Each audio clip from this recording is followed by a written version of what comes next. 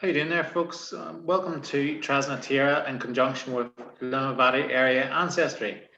And today we have a special guest named is Steven McGonigal, and he's going to talk to us today about the history of rabbits in the northwest of Ireland here.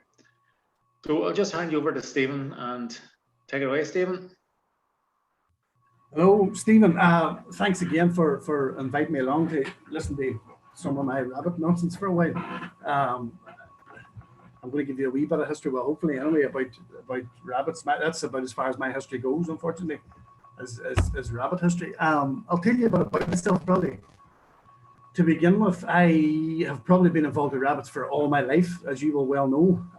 We used to run about your farm probably 20-something years ago, chasing rabbits and snaring them and that sort of stuff. Now, 2020, I do rabbit control for my job, which is very strange. I never thought I would end up being a rabbit catcher, and probably, as far as I know, I'm the only full-time professional rabbit catcher in the country. There's a handful of guys in England. Simon Whitehead would be one of them. Phil Lloyd. There's a couple of guys, but it's a profession that there's not very many people doing it.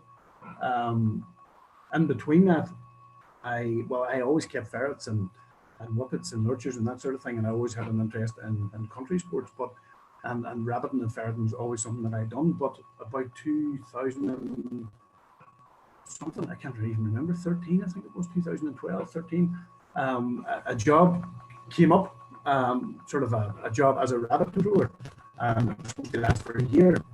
And I had been, at that time, when I left college, I suppose I trained in finance and accountancy, and I'd done that sort of work for years, but never really wanted to do it really at the same time. I was interested in it, but I wasn't interested in it. A job came up to do with rabbit control for a very big organization, and I took sort of a wee bit of a risk, and I thought to myself, if I'd done that for a year, could I get another one? And it worked out. I done that for almost a year, and then another one came up, and then I just sort of by luck, and just before I knew it, I was up to my ears in rabbits, really. And one job led to another, and then it kind of took off, and now I'm too busy, really, all the time. But it's strange because, well, I suppose I grew up in McGilligan, and that was really what we're going to talk about tonight, because McGilligan was very pivotal in the rabbit trade in Ireland up until the 1950s. There's loads and loads and loads of reasons for that, but what a lot of people don't know is always the thing that I start off, if anybody's asked me about the history of rabbits, or if I'm working at the game fair, I do the Irish Game Fair. They do 2 or sometimes 3 events every year, and I've done that for the last 12 or 14 years. It's always a great platform for me to tell people about the history of rabbits, because a lot of people don't know the history of rabbits and how they were so sort of woven into the backbone of our culture and heritage and history, and how a lot of times they built the country. A lot of times rabbits really, they were a starting point. But rabbits come from Spain originally. They came from Spain, and they were brought here by, there's always a disagreement whether it was the Normans or the Romans. I don't know who for sure who it was. Whose my opinion would lie on the Normans, but I can't say. And they were brought here as a commodity, the same way as people keep cows or sheep or cattle. Rabbits were then, because there was no big farming, then there was no farming industry. And I'm going to skip on through and show you what you see. Go back a way. That's what's called a rabbit warren. So when we look at a rabbit warren, or you look at a rabbit warren, or anybody looks at a rabbit warren now, it's normally in a field, and it's been made by the rabbits, so we call that a rabbit warren. But what you see on the screen here was a rabbit warren back in history. So 300-400 years ago, when they brought rabbits from Spain, well, 15th century, they brought rabbits from Spain. They were put into these enclosures that were called rabbit warrens, and these mounds that you see here, these bankings, I suppose I would call them, were called pillow mounds. And the reason that they had pillow mounds in the warren was that a lot of the ground was flat. So if you look at McGilligan's completely flat, and they used those mounds, and they encouraged the rabbits to burrow up on them, because if there's ever any rain, the warren would flood straight away. And we see this now all the time, especially in McGilligan and other areas that I be, especially coastal ground. The rabbits tend to dig on the flat ground, but then if we have 3 or 4 days of rain, those holes fill up very, very quickly, and you'll always get the rabbits moving up to the slightly higher ground. So when they brought rabbits to Ireland, all them many years ago, they made these warrens, and the guy that was in charge of those warrens was called a warrener. And I don't know, I don't know, there was warrens in Ireland, but I don't know if there's any still in existence. It's a thing, unfortunately, with rabbits that people didn't really document it well, and nobody really knows. There's warrens in England that I have visited. There's several of them that are still in existence. There's no rabbits in them now, but you can still see the remnants of what have been warrens. But a very funny thing is that England always say about having rabbit warrens, but actually in Ireland, and probably more likely than the Northwest, the rabbit warrens were here before they were anywhere else in Europe. So when the Normans brought rabbits, they may have well brought them to England, but they were warrened first. The very first warrens were in Ireland. And there's different reasons why they know that, even though there's no warrens in existence, but records, various things like that will tell you. So rabbits were basically farmed for their skins, for their meat, for their bones, for everything. And they used to cull them twice a year. And this culling was done by a warrener, and they were worth an absolute lot of money in them days because of the skins. And they used to, if you look at the mounds here, I'll show you a thing later on called a long net, which you've probably seen me using. It basically looks like a fold-out fence that's made out of nylon. But these guys, the warreners, in September, they would have culled the rabbits. They always had a cull in September, and that was a meat cull. So all the rabbits that were caught up on these mounds, they done it at night time, and they used to run the nets along these mounds long ways, and the rabbits would have been out feeding. Now these warrens varied in size from one about that size to they could have been up to 100 or 150 acres. They're very, very big and worth an absolute lot of money. And those walls were built to keep predators out and keep the rabbits in. And the rabbits lived very happily within them, but they done 2 culls a year, and the one in September was for meat, because a September rabbit is nice because they're normally born May, June, and then they grow, and that's what people in McGilligan years ago would have called it. They would have called that a fryer. Would have been a nice rabbit for eating. And then they done another cull in January time, again with the nets, and that was for the skins. So the skins were very, very valuable. And the reason they used the nets was so they didn't damage the rabbit, because if they shoot them, if they trap them, if they snare them, always the skins always get damaged. So they use the net, because the net doesn't do any harm. And then the net's easy to keep. It doesn't need maintained, that you can carry it about. So if we look at all back then, McGilligan, at the time of the plantation of Ulster, McGilligan went to the Haberdashery Company of Strabane. And the reason it went to them and they were interested was because of the rabbits. Because at that time in McGilligan, I mean, McGilligan, as you probably know, was decimated now with rabbits. There's absolutely none left. There's probably various reasons for that. But at that time, I mean, even when we were young, the rabbits were thousands and thousands and thousands, and before that they were even heavier again. So McGilligan was a big place. It was the biggest commercial rabbit warren in Europe at that time, and the Haberdashery Company got it because they wanted the skins. They used them themselves to make hats and gloves and various things. But there was also, they had their own people working there, and then they also had like what would have been probably the equivalent of commonage ground nowadays, and everybody had their own area that they would have caught rabbits. And there was various people involved in the rabbit trade up until the 1950s. But back at that time, the time of the Haberdashery Company, there was also various people involved, but people, they owned rights over land, and people had commonage rights, and they sold the rabbits. And they used to have fairs in McGilligan every year. I don't know if you've ever heard of them. They were like rabbit fairs every sort of few weeks through the winter. And there was a lot of sort of drink involved, and it was more like a bit of a party. But people come there to sell the rabbits. There was often disagreements about the price. So there used to be a guy at this event called a caster, and his word was final. So if I was a rabbit catcher and you were a buyer, or you were from the Haberdashery Company, and you were going to give me such a price, but I wanted this price, and we were disagreeing over it. So the caster said, right, they're worth that. That's it, leave it, it's done. He was like a judge.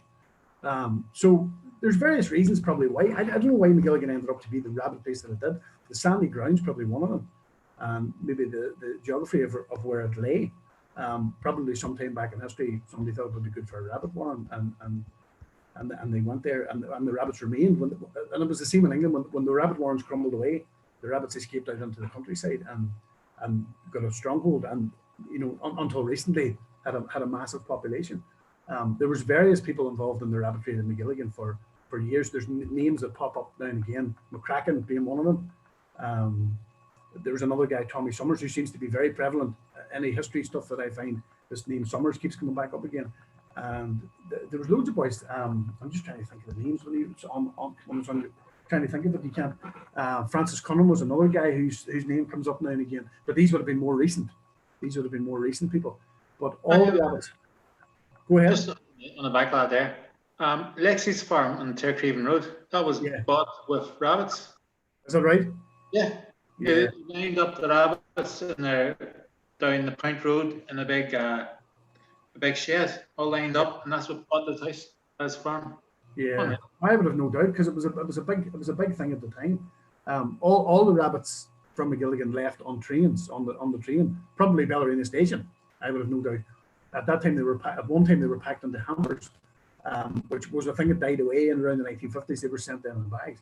But all those rabbits, 99% of them, of the skins ended up in Paris. The Parisian hat makers wanted McGilligan skins. There was nothing else. They got 3 times the price of any skin. It didn't matter where it come from. McGilligan rabbits were the Louis Vuitton and the Fendi of that time. Everybody, all the hat makers wanted them. The Parisian hat makers wanted them. And it's a strange thing that people used to counterfeit McGilligan rabbit skins in a way. There would have been rabbits come from different parts of the country, but people used to slip them into boxes, and they used to write McGilligan skins, and I can never find out the name of the powder, but there was something they put on them. It might well have been talcum powder to make them more shiny. Because the McGilligan skin, I have rabbit skins from Spain, Italy, Germany, everywhere. I have about 15. I should have brought them in actually, and I have McGilligan rabbit skins, 2 of them, and even now they're shinier than these other ones. And the reason is there's a particular type of moss grows on that sandy ground, and it allegedly gives the rabbits that shiny coat. And then and the sand probably does things to improve it as well. But definitely McGilligan rabbits do have a shinier skin than anybody else, than any other rabbits. So they were highly prized, and they were shipped all over the world. But they went to Dublin. The first place where they went when they left McGilligan was Dublin. So they were broken up. They were skinned and broken up, and some of the meat stayed here. Some of them went to England, but all the skins went to Paris. And the bones actually remained in Dublin, believe it or not, because they used to make glue from the bones.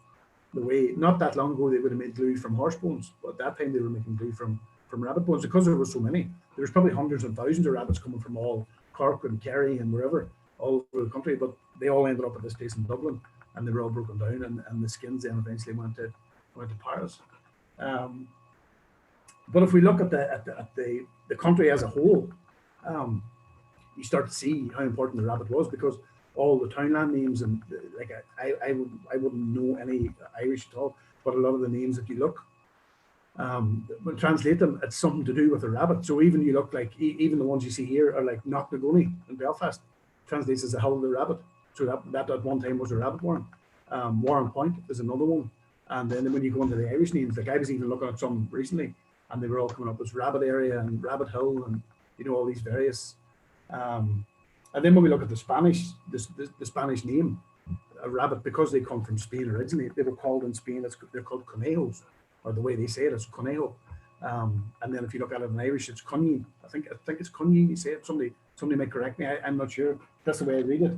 And then in England, I suppose they were called conies, but that was only a sort of a movement of the word, or a movement of the name from the Spanish and the Irish and the thing. So conejo is the Spanish, and cunny, if I'm saying that properly, is the Irish one, and then coney.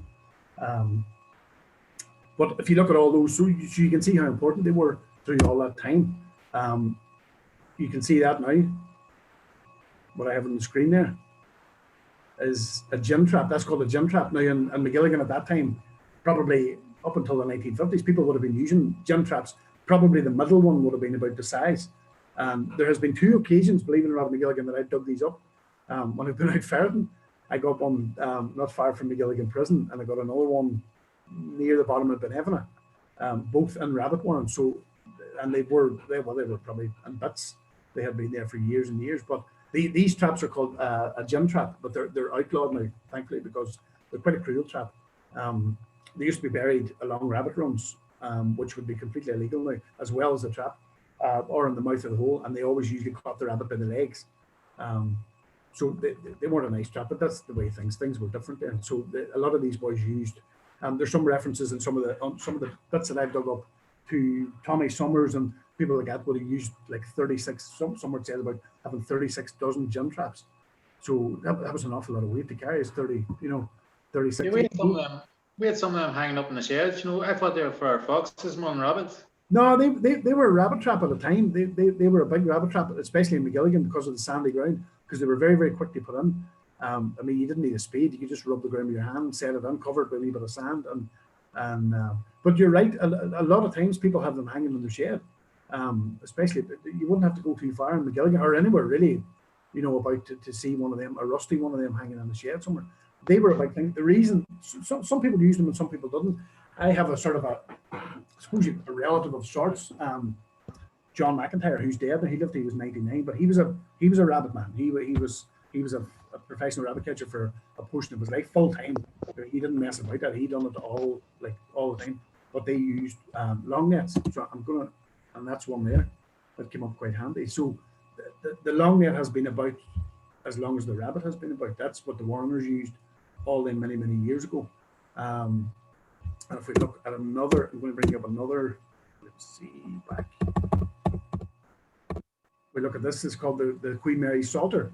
So you can see even back then, I think she acquired this painting or this tapestry in 1553, but you can see then that they were using ferrets and long nets and, you know, and that sort of thing. But John McIntyre and his, I suppose the people he worked with, used long nets exactly like this, only they would have been used on these sticks that you get, or the poles that you can see on here are made from fiberglass.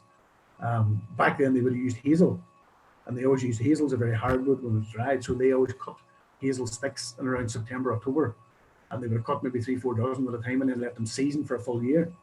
The very, very first nets were made really from anything. Nylon now, they wouldn't, the nets that I use now for work are nylon, and they're machine made, but the very first nets were made from hemp. Or they were made from butcher's twine or anything really. Linen, like flax, would have been probably the very first Irish nets. And you can still buy pursed rabbit nets to this day made from flax, and they are a lovely, lovely net. The only problem being with them is if they get wet and you don't dry them out properly, it tends to rot. So I have a big old linen long net that was made well over 100 years ago, but I don't use it because I would hate to get it wet and for anything to happen to it. But it's such a lovely net. It's all made from flax. But the ones we use nowadays are nylon. But it's a lovely way to work. It's a lovely way to do it. Do you think that, you know, people were catching rabbits in 1553 using ferrets and nets, and we're still doing it? And there has really not much changed. A long net is, well, the reason for it was that it didn't damage the rabbits. The reason that I use it now is because it's very quick. I can go into an area and just run out 100 or 200 yards of long net in a few minutes. And it works very, very well. But that's a thing that has remained really unchanged. If we look at the Queen Mary Psalter and other versions of it, there's long nets with poles and sticks. So none of that has changed. But this is why guys like John McIntyre and Tommy Summers and people like that use long nets, because at that time they were handmade. The nets all had it. You couldn't go and buy one, so they all had to be stitched. And a 100-yard long net and flax, I think it's got 66,000 knots in it, something like that. I remember working it out one thing because there's so many knots in the yard, and so they use long nets, and because they were able to move about the countryside, you know, if you were carrying 36 or 2 dozen or 3 dozen or 4 dozen of those gin traps, you know, you wouldn't be long of, you wouldn't carry 4 dozen. So the long net become very, very popular, and all sorts of ways for the rabbit people who were making their living from rabbits, and also the poachers. At a time that those places like Shane's Castle would have had a rabbit warren that would have broke down at some stage, and people probably would have been there netting rabbits when they shouldn't have been. So people who weren't allowed to net rabbits used to be able to move about the country at night and carry the net with them. You could fit it inside a coat. When I do the thing at Shane's Castle, I always have my long net down inside my jacket. It's called a long net jacket. So I always open the coat and it's done on the inside so that you can see just exactly how it works. But that's kind of how it was, and all those rabbits went from McGilligan train station, and no doubt loads of other train stations across the country, and went to France and were all broke up. So it was a massive thing then. It was an income for a lot of people, and it was the main income and the only income for, you know, and you say Lexi's farm was bought from rabbits, and I have no doubt that a lot of other farms were probably bought from rabbits as well. I'm going to flick through. I'll probably tell you about modern stuff, maybe what I do now. That's just a ferret box. But I use ferrets. I have 14 ferrets. And I use the exact same methods that people were using centuries ago. We use long nets. And I use the dogs. People, a question always comes up all the time about, people ask, especially at the game fair, why do you take a dog? Why do you use a dog for ferreting? People have always used dogs for ferreting. If you look up something very interesting called the Norfolk Warreners, they were probably like an English version of McGilligan at one time, and it was a large area of Norfolk, and these guys made it their sort of full-time work to catch rabbits, and they made spades and various things that suited, all connected to their history, but they carried boxes very much like this for the ferrets. And ferrets are as old as rabbits too. They were kicking about a long time in Spain and places like that, long before anybody ever decided to use them. They come from a domesticated polecat. Some people know that, some don't, but now I think in Wales is one of the last places that we get wild polecats. So ferrets are just a bred down version of a wild polecat, but they've been about for hundreds and hundreds of years, and that's one of the main things. The reason why my work works, probably so to speak, is that the majority of stuff that I do now is in places where you can't use guns or things like that. So, schools, colleges, universities seems to be places where I end up. Oil terminals is a place, there's several oil terminals that I do, not here, but Scotland. And you can't go into an oil terminal with a gun, that doesn't happen. There's hundreds of millions of litres of diesel and petrol and fuel and stuff like that. So the ferrets work brilliant. We run the nets around where the rabbits are, slip the ferrets in, and it works, and it's worked centuries ago. It's still working now. That's a rabbit skin coat, believe it or not. I don't know if you can see that, but that's the type of what would have been made probably years ago. I don't know how expensive that would be then or now, but that's the I'm trying to think of the name, the color of the name for the rabbit. It's gone completely in my head. A gooty, that's what it's called. The name, that color, that type of, that shade that the rabbit skin comes in, it's called a gooty. So I don't know if that's French or whatever it is, but that's always the name that they use. Go back. So that's just another one from the Tame Affairs of the Queen Mary Psalter of how rabbits were pursued all that many years ago. There was all various methods. If we look here in the peninsula of McGilligan, it's hard to believe now that the rabbit population there has more or less gone. It's very, very sad. I don't know why or what the cause has been. There's always been myxomatosis for years, as long as I can remember. You probably remember too. Well, years ago, there wasn't that much myxomatosis, but the last 10, 20 years, that has popped up now and again, but it doesn't seem to be really that heavy in McGilligan. But I always remember their eyes sort of popping out of their head, Yeah. Not pretty sight, like. It's a bad thing. It's a bad thing, and that's one of the reasons why I always say to people that I like doing what I do, because there's only so many ways you can get rid of rabbits, and a lot of commercial pest control companies will gas them, which I always think is very, very cruel, because all the rabbits that I get now they're all used. Now, not a lot of them go to restaurants. Some of them do. There's a couple of restaurants in our county that maybe around Christmas time they will contact me and say, have you any rabbits? And if I have rabbits, by all means, I love people using them. So I'll drop them off a dozen or 2 dozen or whatever. There's some people feed them to animals. One thing is for sure, that they absolutely never ever go to waste. They don't, any rabbit that I catch never goes to, it doesn't matter. I mean, if I eat it, somebody else. Oh, thank you. Oh, we're here. Okay. But I use them all. And one of the recently, one of the things that I've been doing is keeping skins. There's a lady actually down south, and she cures skins, and she works with various things like eel skin. I think she was using eels from Loch Ness recently, and she was going to cure the skins. So she had an awful lot of trouble getting rabbit skins. But really, up until recently, the skins of the rabbits was really the only thing that I got that was wasted, that was never used, which is a pity. But now she takes the skins to use them.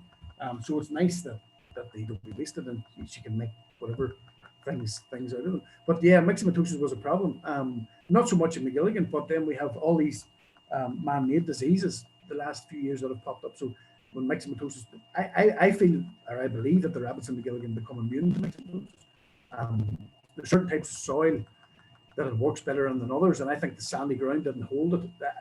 That's only my opinion. It's not scientific or anything, but definitely myxomatosis never took a hold of McGilligan than it did in other areas, because I've traveled over like everywhere catching rabbits and doing stuff like that, and I've never saw a lot of other areas have been a lot worse than McGilligan. If you compare rabbit populations, if you get 10,000 there and 10,000 somewhere else, always affected more by myxomatosis. But then we have VHD, which is viral hemorrhaging disease. That's another thing that has affected rabbits badly. The only Also, the thing that it kills the rabbit so quickly and so effectively that it doesn't tend to spread.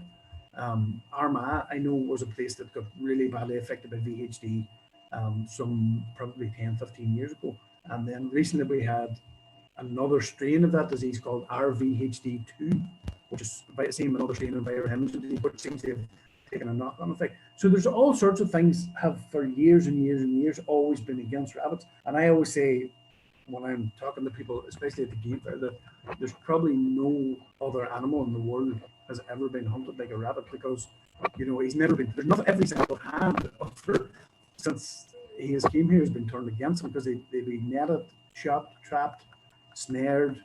They get hunted with dogs. They have people spread, like, believe it or not, people actually do spread myxomatosis. Well, maybe not so much now, but they did at the time. Spread myxomatosis purposely, which is a disgusting thing to do. But that was the thing, and them diseases were made against rabbits. They were manipulated, I suppose you might say, to reduce rabbit numbers.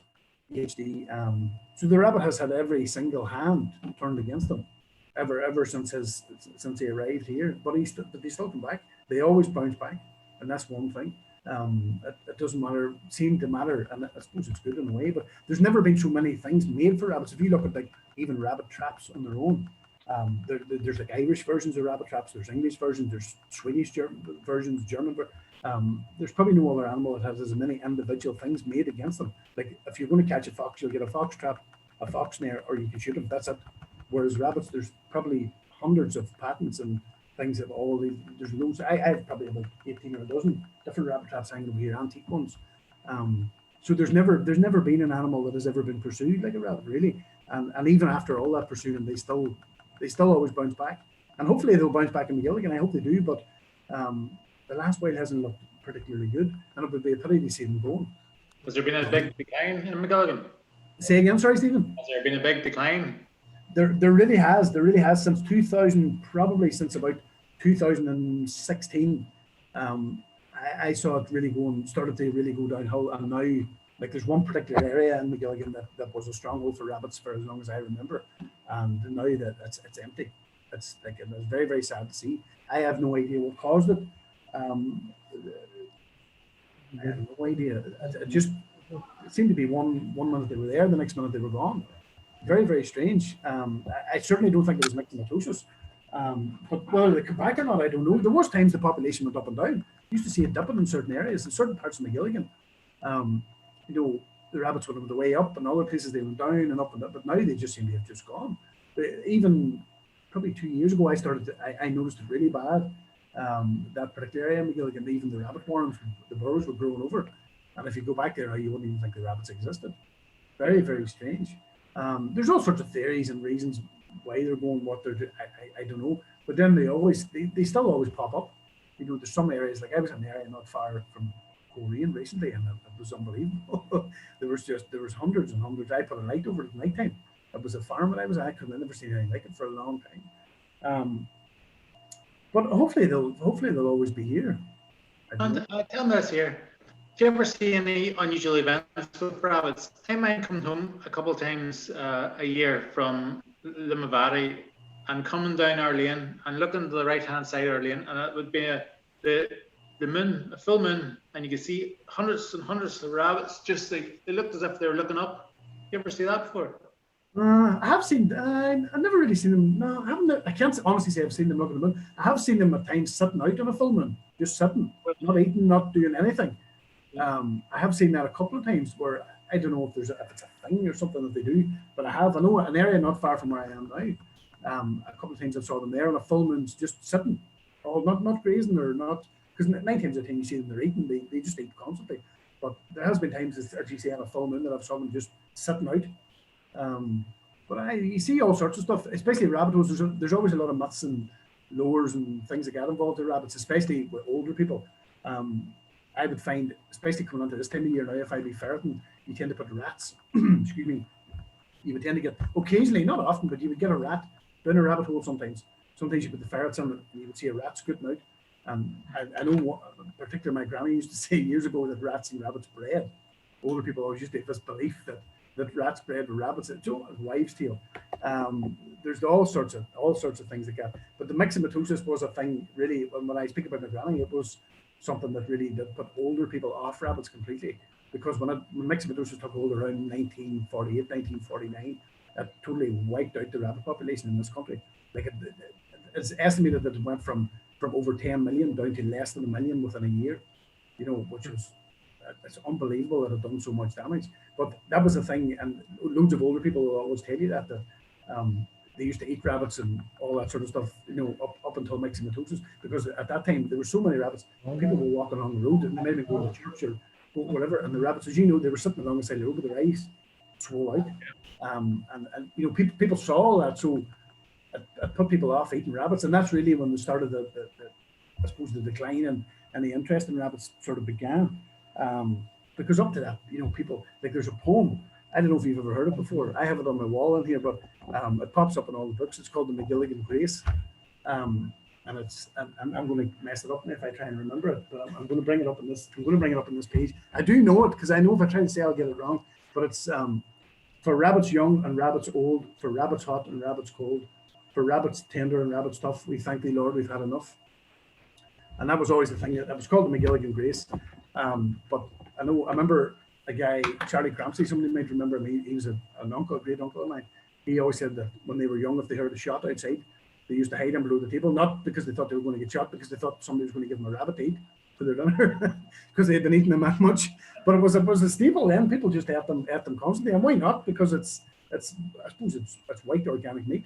That's about 70-something% protein. It's about as good as you can get. It hasn't been injected with anything at all. But there's all sorts of myths and things, like people even now, people will see rabbits that are of a funny color. You know, you might see the odd white one. It's over 7,000 a year.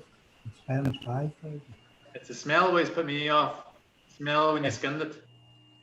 Yeah, it does have a particular smell.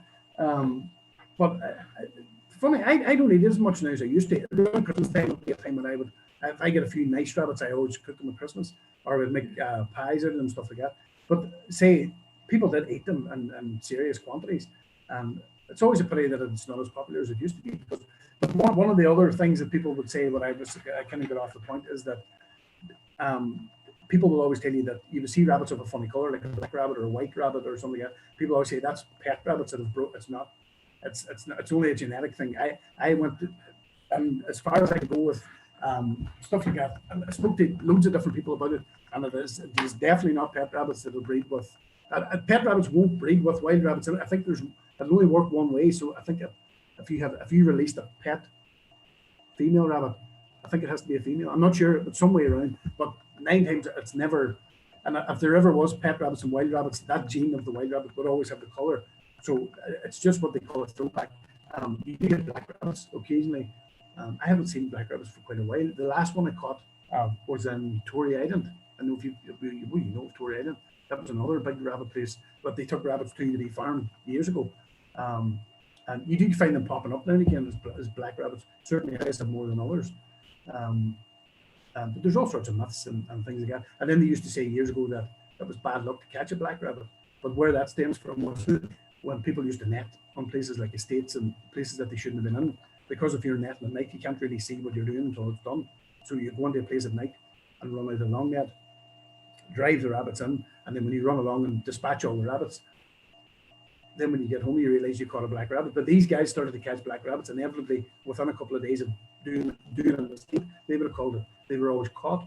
But the reason was estates used to use black rabbits. This is so the story is that estates, places like Shane's Castle, or maybe Haygate's back in that times, but if they had a rabbit warren that they were using, they placed black rabbits in it, and then if they saw the black rabbits disappear, they knew somebody was poaching or somebody was stealing the rabbits. So then they put people on watch. So these boys had this theory that when they caught a black rabbit was unlucky. But that's the story, that if they were taking black rabbits, eventually they were caught because somebody knew what they were up to. So that's why they always thought black rabbits were unlucky. But there's all sorts of stuff, things like that come up all the time. I'm just going to get through and see if I have any more. And what sparked your interest to take this up full time? You know, was there certain, did something happen that, you know, that you decided to look back to what they used to do? Nothing really happened. I just always had an interest in that sort of, well, as you know that, since we were friends ago, I used to be running around your farm when I was no age. But no, I I suppose I went and worked in an office and done finance for years, and I just knew in the back of my mind that wasn't really ever for me. But I always thought in the back of my mind I would like to do that for a job, but I never ever thought it was possible. I thought the days of a professional rabbit catcher were long gone, you know, and it only really happened by mistake because I'd done that first one big job, and that gave me enough time that I could look for, do you know what I mean, another one.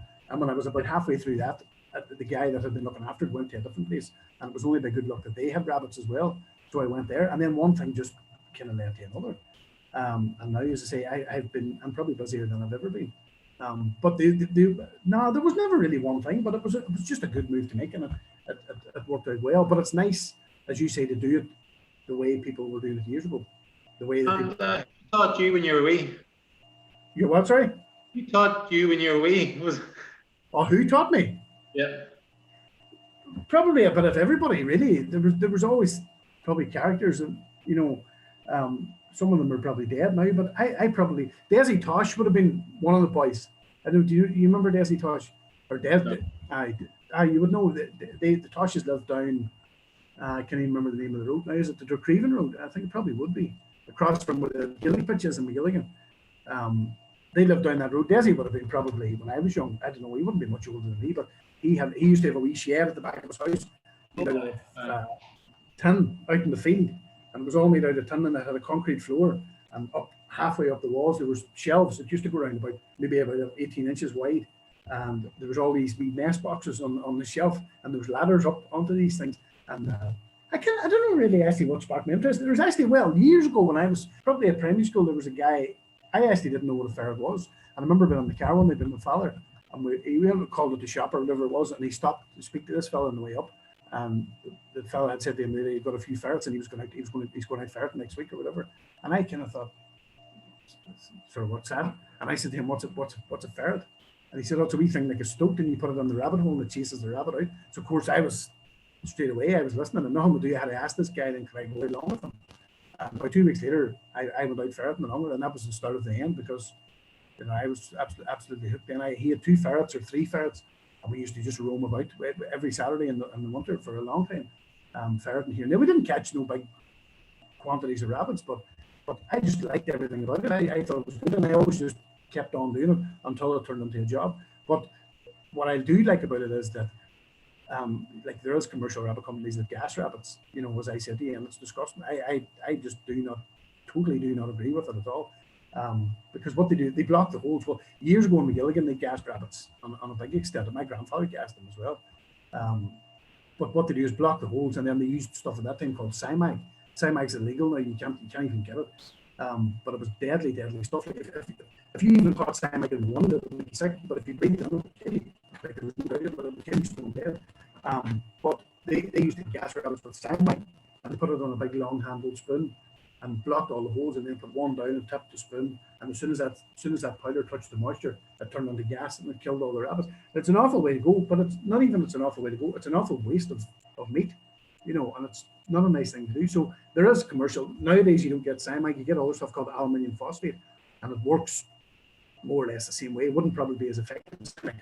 But I always think the only guy that wins out of gassing rabbits is the guy that sells the stuff, because it's not really that effective as it used to be. Aluminium phosphate is not great, but it's an awful waste. So, like what I said, all the rabbits that we get are all used. You know, they end up in zoos and different places. Nothing's ever wasted at all. But it's just nice I suppose it's nice to do things the way that they've always been done years ago. There's absolutely nothing that I do any different than they were doing in McGilligan probably 300 years ago, except for on this net and using fiberglass holes instead of hazel. But no, there was never really one, I suppose, particular thing that ever really just going and seeing it and, you know, enjoying the countryside. I just love being outside and working with the dogs and, you know, doing that sort of thing. But it's nice to do it in a nice way. I always think that rabbits are born in the wild, they live in the wild, and they die in the wild, but they have a good life, so they should have a good death. And as clean and quick and humane as I can keep it as possible. As you know, nobody goes out to be intentionally cruel. Now, the animal rights people are very against probably what I do, or, you know, they're against that type of thing. But you know, I would stand up for what I do because I believe that it's the best way. You know, the alternative is, you know, if the government came out tomorrow and says ferreting is illegal or rabbit control is illegal, the only way you can do it is by gas, then, you know, it's not nice, really. You know, is it not better to keep it clean and humane and effective and use the meat? And I think most sensible thinking people can see that, you know, that it is the best way. It's the best way to do it. You know, I don't think there's any need for gas and poisons in this day and age. You know, there's enough of everything. But it is nice to be doing stuff the way that they were doing it all in many hundreds of years ago. And you can see it hasn't particularly changed, apart from, I mean, these nets, they probably didn't have a basket for the net, and they probably used hazel. Well, John McIntyre used hazel pegs and hemp. The only thing that I use now is a tracking device on the ferret, so that we don't lose them, which is very, very handy for not losing ferrets. It's just a small collar, and it goes around their neck, and then it's connected to a box. I don't know if you ever remember me using one. It's connected to a box, and then you can, if you lost a ferret in the burrow, you can find them, because sometimes they do get stuck, or sometimes they'll put a rabbit into a dead end and they won't leave it; they'll stay there. So you can take them out very, you know, very, very quickly. And what about your association with game fairs? How did it come about? I went to the game fair. I always went to the game fair when I was young.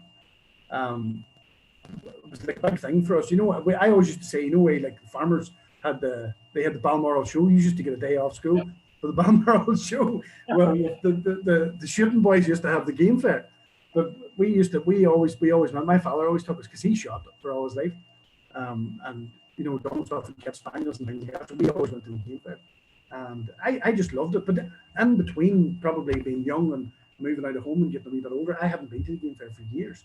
And I had been doing what I was doing, and long netting rabbits and ferreting and writing articles and different stuff. And I went to the game fair one year, and there was like the main arena that, you know, and there was, I thought, wouldn't it be good to do the rabbit thing in there and sort of let everybody know that it sort of is the way it is, and not the way sometimes that things are perceived, you know, because people get things into their head that you're out around the countryside sort of butchering rabbits and being cruel and things like that, and that's not the way, you know, that's not the way it is. Certainly not the way it is for me and nobody that I know. But I spoke to the guy who actually become a really, really good friend of mine, Albert. He's been running the game fair since probably longer than he would want to admit, but he's been doing it since he was young. And I spoke to him and said, look, I think this might be interesting for your show or whatever. And he kind of declined me and said, no, I'm not sure, sort of thing. And then I was up next year again after, and I spoke to him again. And he said, and then just out of the blue, I think the following year, he contacted me, just emailed me, and he said, if you're still interested in doing that thing, just be at the game fair at 2 o'clock on Saturday. 10 o'clock in the morning. So I just had an appointment then to be there. So I arrived, and there was probably about 10 or 15,000 people. It was a really warm Saturday, and I had not rehearsed anything. I hadn't decided what I was going to do, nothing at all. And I went up to the arena with 2 nets with me, and I think I had a dog. And a guy just stuck a headset on me, and he said, off you go. Are you the rabbit catcher? And I said, yeah. He said, off you go. So I just was dropped into the middle of it. But I always think I thought, well, what am I going to do? I thought, just talk about what I do. So I talked about what I do. It went down really well. And then it turned into a whole thing for years. There was another guy involved in the game fair. He died a few years ago, sadly, Philip Lawton. And Philip really liked what I had done. He was very into history, much like yourself. But he more from a sort of a country sports side of angle. And he would have knew about every gun maker in Ireland and stuff like that, because there used to be a big shotgun industry and County Offaly and things like that I never knew about. But he kind of had been interested to get involved. So he said to me, do you know what would be good? He said, you should be like a poacher, and then I could be a policeman and chase you. And then I ended up getting this kind of poaching coat, and he got an old RIC uniform and a baton and all that sort of stuff. So it really took on a life of its own. Then it really did, and we ended up in the page, first or second page of the Irish Times, I think, about 2010 or 2011, something like that. I can't really remember, but and we were on TV and all sorts of stuff. So it was really good fun. But I've been involved with the game for years. But it's nice to be involved with, because it gives me that platform of being able to speak to people. And you know, because every year, without fail, every year there's always at least a couple of people always either meet you at the end or sometimes during the show, and they would say, you know, we saw your demonstration of what you do and explained about rabbits and about the history and all the stuff. We didn't know that at all. We didn't know that's what it was like. And you know, probably people that might be maybe in their own mind maybe against that sort of thing, you know, if you tell them the way it is and not the way they think it is, then it's always, you know, it's always good to let people understand how it is. But it's nice to put that history aspect into it. And I take the old Norfolk spade that I have. I should have brought it in. It's about 6 foot long. I take that, and I take the dogs, and I take the old nets and the new nets, and all that sort of stuff. So yeah, it's been really, really good. And then the longer I was here, the longer I get involved in sort of all sorts of aspects of it, you know. So yeah, I'm probably in as deep as I've ever been, you know. And you're one of the organisers now. Yeah, yeah. Well, I kind of was for a while. Albert used to sort of give me bits and pieces to do here and there, and then eventually there's a big arena and a smaller one. So I looked after and organised a small one entirely during the summer, and then where I just work on various things. You know, I might be about here, there, or somewhere, and see something and bump into somebody that's interested. And, you know, I get Albert to call and say this guy might be interesting, or you know them type of things. Things pop up, and I've involved other people, and you know that sort of thing. And new ideas come up, and different things like that over the years. So it's nice. It's good. I like the sort of historical aspect of it. You know, there's guys there like the muzzle loaders, and they shoot old guns, and then we done loads of stuff, things that I would have known nothing about because I was never in the history. Like we done the reenactment of the Battle of Antrim that you know about, and I played Henry Joy McCracken. I never expected to be doing stuff like that when I get involved with the game fair. But that Albert's into history and stuff like that. We done what was the one in Downpatrick? What was the battle in Downpatrick? These things are in my head. Did they done one in Downpatrick? Didn't we done that as well? Was it? Is that the battle? Betsy Gray and all the. Oh, that was Ballynahinch. Ballynahinch, sorry, the Battle of Ballynahinch. Why was I getting Downpatrick in the mail? The Battle of Ballynahinch. We done the Battle of Ballynahinch and we done all that sort of. How far afield do they go? The fair. Does it go all the way? Yeah, well, they've been at Shane's Castle for I don't know how many years, and then they done one in they done several events. Ballynahinch, where else? Well, County Offaly and Borough was a big one for a long number of years. It's stopped now, so there will be another fair in the Republic next year, but there's no venue confirmed for that yet. There's several in the pipeline, but yeah, they've been all over. They've done it. They used to do an event in Clandyboy as sort of the very first game from Clandyboy, but they've always had that sort of element of Irish history, you know, United Irishmen and every loads of stuff. There's Glory Gale, they take, and that's one thing I like in the game fair. It has never become a thing like that. Everybody goes to it. It's just from everybody from all walks of life, and that things like that are never discussed or mentioned, or you know, it always has been a sort of a neutral thing for everybody. It doesn't matter where you're from. You just the game fair. Say again. You seem to always get good weather as well. Hopefully, I remember we had a couple of wet years. We did. 2012 was one of the worst ever, absolute worst ever. But it's funny, people still go. They were out. The Antrim Council gave out ponchos one year at the gate, and everybody got the poncho on, and just it's Northern Ireland. You're going to get rain. But if you're lucky, you get. They're probably glad to use them up. You are sorry. They're probably glad to get them used. Yeah, definitely.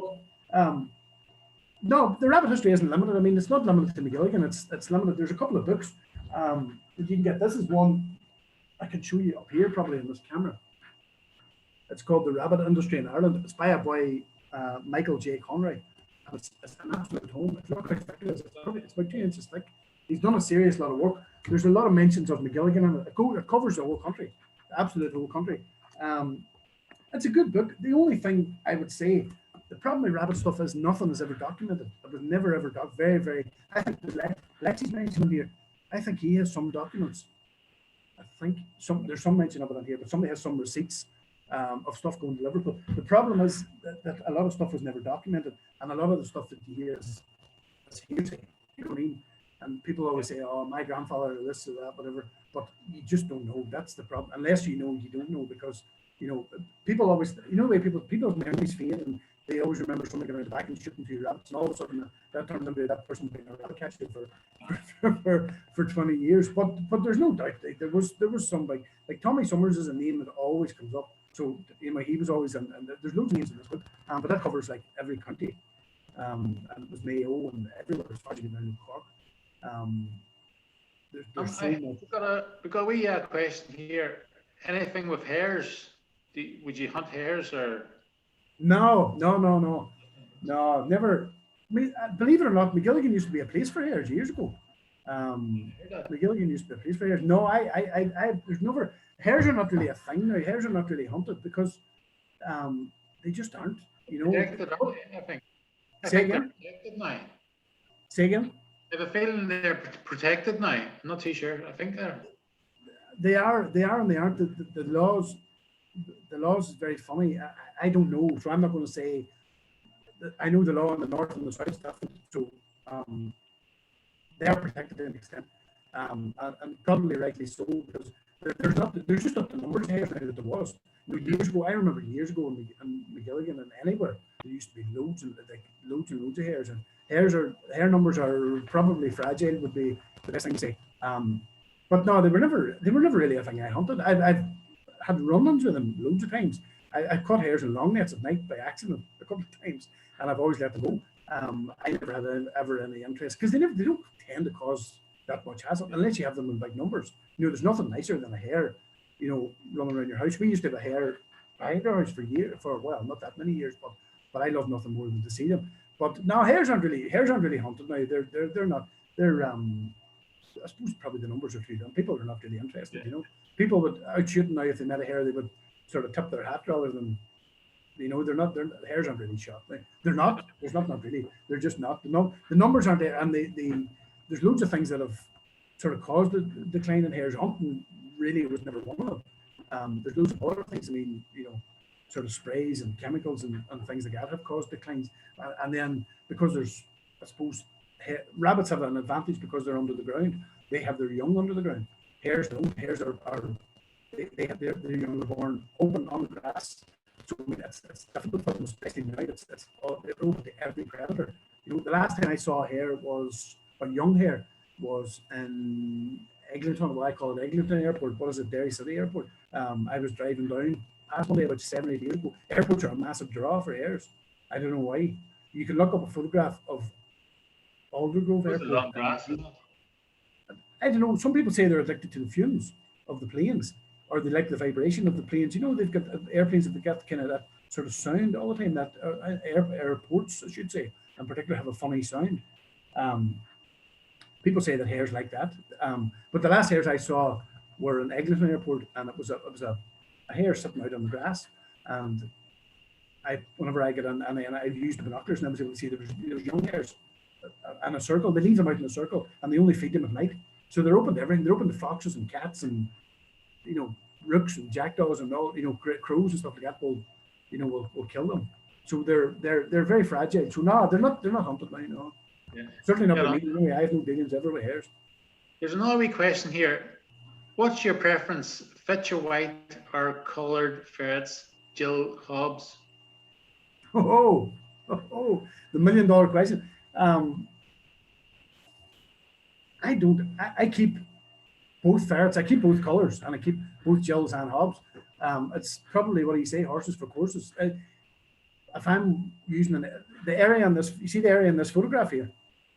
Yeah. If I was in this picture if I was in an area like that, I would tend to use the white ferrets, or what they would call in Limavady around this part of Derry, around this part of the country would be a greyhound. They call it a greyhound ferret, a white one with red eyes. And then if I was on the sandy ground or anywhere open, I would use both, or I would use polecats. I tend to stay away from the darker coloured ferrets only because you can see them easier. On this type of ground here, because if a polecat comes up out there, you're going to see it as easy as you can see a white ferret. And then for Jills and Hobbs, again, that depends. If I was in somewhere like McGilligan, I would tend to use female ferrets, smaller, because of like the whole some of the burrows in McGilligan go 6 or 7 or 8 or 9 foot deep into the ground. So you don't really want to be digging. If you put on a big male ferret, if he goes in and sticks or gets a rabbit stopped up on a dead end somewhere, he's not going to come out. He is definitely not going to come out, and you don't want to start digging a rabbit or a rescue ferret out at 9 foot under the ground, because it's not safe, is one of the things, as I well know, because I fell into a hole in McGilligan about 7 or 8 years ago. I was digging down about 6 feet with a big spade, and I was reaching in to get the ferret, and I slipped in. Now I can laugh now, but I slipped into the hole head first, and I couldn't get back out. Now it was funny now, but it wasn't funny then. And every time I moved, the sand run in and run in and run in. So only there was a farmer got me out, otherwise I would have been still there. And the strange thing was there was a guy killed in Kilkenny doing the same thing about a week or 2 weeks later. I can't even remember his name now. I think Power, I think he was Michael Power, he called him. But he done the same thing. He was an older fella, and he dug the hole, slipped in, and somebody found him the next day. But that's why I would tend to use smaller ferrets, because smaller ferrets don't tend to stick in the ground as much. They'll, if they get in, they'll have a scrape at the rabbit, and that rabbit's not going to shift, they'll come back out. Whereas a big male ferret, he's never going to go. So you either sit there and wait on him until he comes out, or you dig him out. But no, there's no preference. It just depends. It depends on the ground.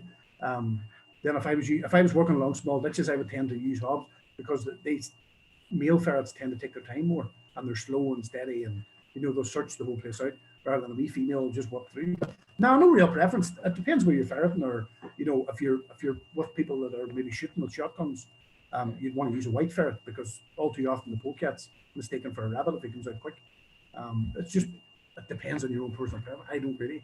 Depends where I'm going. I'll decide that day. If I'm going to an oil terminal or something, I would take a couple of big white male ferrets with me so I can see them. Yeah. Anything else there? I think we'll wrap it up, will we? Yeah, we can do. Yeah, I mean, that's kind of what I was going to say. If the only thing I would say, if anybody has any history stuff, anything connected to rabbits, please do let me know, because I'm always so interested to see it, because there's absolutely nothing, only what people tell you, and it would just be nice to have something, a photograph, or I'm always looking for something. It doesn't matter where it is in the country, I don't mind, but a picture or something, anything at all you can get in touch with you, even it would be nice just to put some of that stuff together, because it's always lost. And if you're not into that sort of thing, even you're into history, you're not going to be into rabbits, and usually if you're into rabbits, you're not into history, so the two don't really go together hand in hand. If you're interested in any more rabbit history stuff, I mean, you can get this book by Michael Conroy, or any stuff I've done, you can look up online. I think I done a program with last year with Joanne called The Last Rabbit Catcher. Some of you might have seen it, some of you probably didn't see it. You can still get it on BBC iPlayer, as far as I'm aware. That was an experience of its own. It was a really enjoyable time. It kind of happened by mistake, and I just went out and started filming with Joe, and he liked it. We done a wee bit of a test run, and we went to McGilligan. We went to all sorts of places, and it was a really, really brilliant. I thought they did a good job of it. It was better than anything I done, but they did a good job. And I thought Joe was they're really good at what they do. They're like a family team, so like the sons and the daughters and all that all kind of work together in the studio, and they do the stuff. But they did such a good job of it, and it was probably, for me, it was better experiences in my life. I would say it's nice to have and to look back on. Yeah. So it was a nice time to do it, and it got really, really good feedback as well. So there is discussions of a part two, but I don't know, maybe the rabbit catcher might return. We'll see what happens. But it was nice to do. It was nice to get the point across of sort of letting people understand, how things work, rather than, we just don't go around sort of slaughtering rabbits around the countryside, and that everything's done and humane, and as that's in the forefront of your mind all the time. Yeah, but you can look up stuff. It's on BBC iPlayer. There's all sorts of stuff. I done one with Anne-Marie, can't remember her name, from Your Place in Mine, BBC. I think it's still online as well. So there's all sorts of wee bits of rabbit history stuff that you can get online, and it would be good even for you, something you could look at, is digging out a wee bit of more history, because I just never have time. I would love to, but that's as much as I know, as sort of McGilligan and that type of thing. But it was a big industry that's sadly no longer with us. Made a fortune for a lot of people, and put bread on the table for everybody else, and sort of put McGilligan on the map, if you can do that. I don't know, but it was the biggest commercial rabbit barn in Europe, and 3 times the price. It's something that not a lot of people know. But yeah, but no, if anybody's ever any questions or anything, always get in touch. Yeah, no problem. There's another wee question here, but maybe you covered it already. Are they sent on dead or alive for processing into skin and meat, or meat? Say that again. Are they sent on dead or alive for processing into skin or meat? You mean in a historical context or now? Probably both, Probably both. No, they would always have been dead. No, they'd always been dead. Yeah. Oh, absolutely. Yeah, they were always, because they would, they would be just dispatched sort of quickly and cleanly and humanely. And then for humane, isn't it? Oh, it was for humane reasons. Well, an animal would get stressed out of us. It would never be transported live or anything like that. No, that would be any rabbits that were always transported they were always dead. They straight away, what they would do with rabbits when they dispatched them was they give them what they call squeezing. They squeeze them kind of from there down to remove the urine, because it taints the meat. And then they were gutted then straight away. And a lot of times, if it was warmer weather, they got a wee bit of stick, like a lollipop stick, and opened up the belly skin there to cool them down, because rabbits they go bad very quickly if they're too warm. Yes, I was going to say, how did they preserve the skin until it got processed? There's all sorts of ways that you can do it, but I suppose the very, very basic way long years ago would have been I don't know if you know this, but you probably do, any animal has enough brain to cure its own skin, whether it's a mouse or a deer, or there's enough brain in that animal, because the brain matter of an animal is the best thing that you can use to cure the skin. So probably years and years ago, I mean medieval times, they would have used a rabbit's brain to cure its own skin, which is a bit strange. Now there's different substances you can get. They use salt and aluminium, aluminium sulfate, something like that. Maybe mix it with water and then put it in, and then there's different chemicals that you use for it. More of them's all natural, but that cures the skin. I think you scrape the fat off. I've never done it. You scrape the fat off, treat it with aluminium sulfate, and then you bring it back out. And I think some sort of equivalent to saddle soap they would put on it then, and that softens it down. But it's a great skin. It's a lovely, very tough skin. You can do it yourself? You can do it yourself if you want. You can buy kits to do it.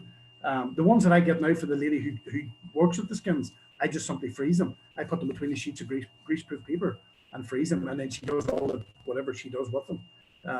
Yeah. But yeah, that's what they cured all the skins. And I think I said already, agouti it's AGOUTI is the name of the color of a rabbit skin. But they're not used now in the way they were, which is a pity, because they're still farmed. I've eaten farmed rabbits before, but they're nowhere near like a wild one. There's the farm rabbit you get is a big white, like just looks like a magician's rabbit, big thing with red eyes. I think it's a California and so, but I've had them at times before. But Spain now is probably one of the last places that they're massive consumers of rabbit meat, absolutely massive. But they're farmed rabbits. But you see them in the supermarket. I saw them in the supermarket, and you get them every different way. You can get like a full rabbit, diced, minced. They do rabbit burgers, all sorts of stuff. I was in a big Spanish supermarket about 3 years ago, and of course I just went straight to the rabbit section to see what was there. And I ended up buying some of the stuff. Believe it or not, I'd be catching dozens and dozens of rabbits every week and don't eat them, and then when I go to Spain and buying them in the supermarket. But it was just to see what they're like. But they're massive consumers of rabbits. But then it's in there. I suppose it's in their blood, because that's where rabbits come from, originally. But yeah, that's probably as much as I can tell you, Stephen. But I really appreciate you having me on. I hope I've given everybody maybe some bit of history on rabbits anyway in the Northwest. And if you're ever at a loose end, I always say to people, look up your own area where you live. It doesn't matter where you live. Look up your townlands on Google Earth and your maps, and you start to find them names. And I can guarantee you'll find something somewhere connected to rabbits where you live. Always.